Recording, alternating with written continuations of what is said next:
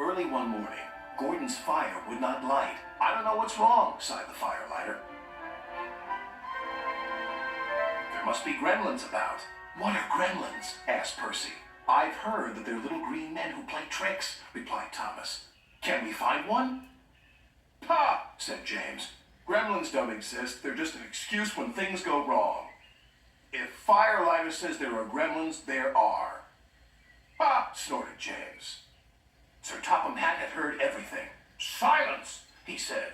I am expecting a VIP, a very important person today. She has heard that all my engines are really useful. Please prove it. Yes, sir, they all said. As long as the gremlins let us. What gremlins? The ones in Gordon's fire, sir. That's why he's not ready yet. I'll see about that, thundered Sir Topham Hatt. And he did. Gordon, I expect you to be on your best behavior today. You are to pull the special coach for my special visitor. But no high speeds, please. She won't like that. Gordon was proud and pleased. He was waiting for his special coach when Percy puffed in with some freight cars. What's the matter, Gordon? You're late. Driver says there's gremlins in the turntable, replied Gordon. They must be everywhere, squeaked Percy. At last the turntable was mended, and Gordon puffed away with the special coach. He was soon working hard to make up for lost time. After he arrived at the station, Sir Topham Hatt became concerned. Where's Thomas? He wondered. He's supposed to be bringing my visitor from the docks. Huh, huffed Gordon. Thomas isn't really useful if he's late. But it wasn't long before Thomas arrived.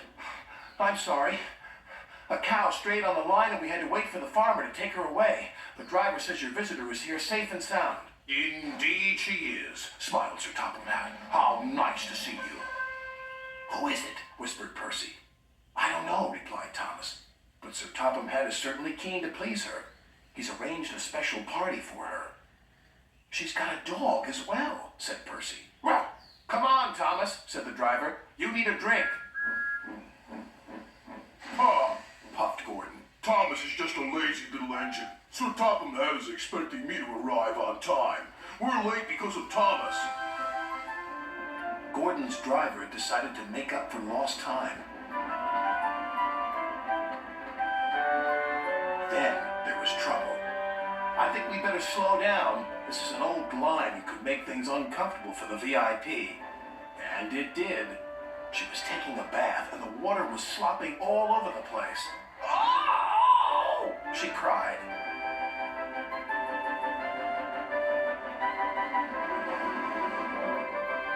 Gordon was very relieved to reach his final destination, where Thomas was waiting to collect Sir Topham Hatt and his special visitor.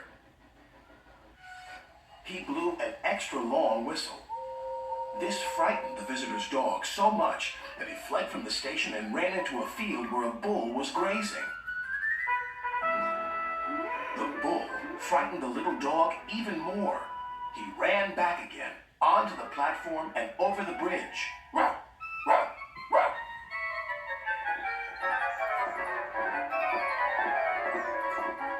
He didn't stop until he jumped straight into Thomas's cab.